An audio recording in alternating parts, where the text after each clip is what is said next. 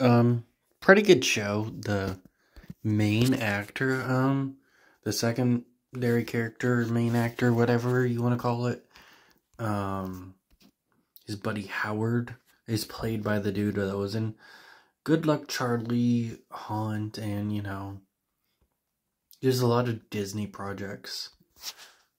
And I actually really like him, so it was cool to see him in this show. We also got um a lot of other characters that I did not expect, like fucking Jennifer Tilly plays the female sorceress that is in 2 or 3 episodes. She shows up way later in the season. I'm really looking forward to her being in the second season. Normally I wouldn't say that, due to the fact that she's a big actor, so it would feel like she's just a one-off character. But due to the fact that the sorcerer is a big bad, you think she would be around more. So I definitely think she'll have a few more episodes in season 2. Maybe I'll be wrong, but I don't think so. It was a bit weird when he finally escaped. He didn't set her free, but the episode wasn't about her, so made sense, I guess. Who else did we get? Oh yeah, one of the characters that's reoccurring throughout the show is this little nerd actor, nerd kid or whatever. I don't remember his name. And he's clearly voiced by Robin from Teen Titans Go. They referenced The Shining, and like a quick little gag where they're running through a hallway and there's these two little girls. And it's clearly The Shining. And then, there's this guy named Catfish. He is, the only thing I recognize him from, but I immediately recognized him, was he was the actor in, What's New, Scooby-Doo, in one of the episodes, where he was one of the, people that gets unmasked at the end. But he just has, like, such a recognizable voice, so it was cool to see him here. They did have a continuity issue that really fucked with me, and that was the fact that, they established in the third episode that the stepdad's a bad guy, which they kind of set that up with the fact, he showed up at the school in the first episode.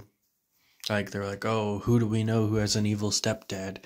And then they said Bash, and in the first episode, we see Bash and his dad in the counselor's office, and then he runs off to go use his robots or whatever. But in, I think it was like episode 8, Ninja finds out he's a bad guy, and it's not like,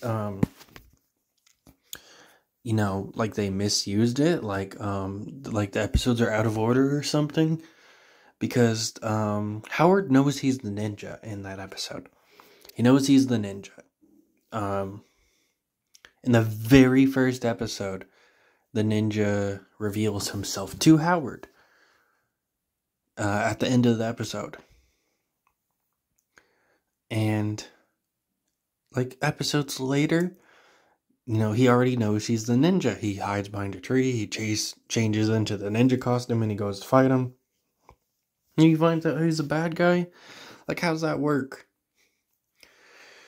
I wouldn't recommend this show, honestly.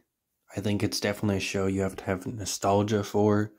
It's not terrible, because there are shows that I used to watch when I was a kid that I just couldn't watch. Like Kirby Buckets. Loved that show as a kid, but it's too childish for me now. Just, no, couldn't watch it. There are shows that I just can't watch, because I just don't like them. But this show, it's alright. There's too many fart jokes. In my opinion, there's some things that don't make sense. Like in the episode I just talked about how, he finds out his identity or whatever. In that episode, he thinks it's for the greater good to not expose that he's like a villain or whatever. Yet later he has to learn a lesson that he shouldn't expose him. It's so stupid. Like, it's almost, I think it might be the finale. He exposes him as a villain or something, and then he turns into a monster, because in the show, getting sad or angry or heartbroken gives the sorcerer a chance to turn you evil or something. So the ninja beats the shit out of literal high school students to fix them. Which, I wouldn't be making fun of if the fact that he does know they're high school students. Which, yeah, he's got to beat them to get him out of there or whatever. But it's only funny because later with Howard, he's like, oh, how am I supposed to fight my best friend? You're perfectly fine beating up the bandmate you occasionally hang out with, or the girl that has a crush on you, or Howard's sister, but Howard is where you draw the line. Like, I get he's your best friend, but you're not hurting him. You're just getting him out of the monster. It's weird that he's just never cared when he beats up people before, but now he has a bit of a conscience. Like, yeah, it is his best friend. But why has he never commented on this before? He's just like, oh yeah, it's perfectly fine to beat up high school students that I go to school with. It's weird. Honestly, it's alright, but it's a bit too childish at times. There's lots of fart jokes. There's some gross out humor, like puking and just gross shit in general, but it's alright. There's only 2 seasons. So I will be watching season 2. And, I do think you need a little bit of nostalgia for it. Because I just don't think it is the greatest, but it is a good show. I do like it.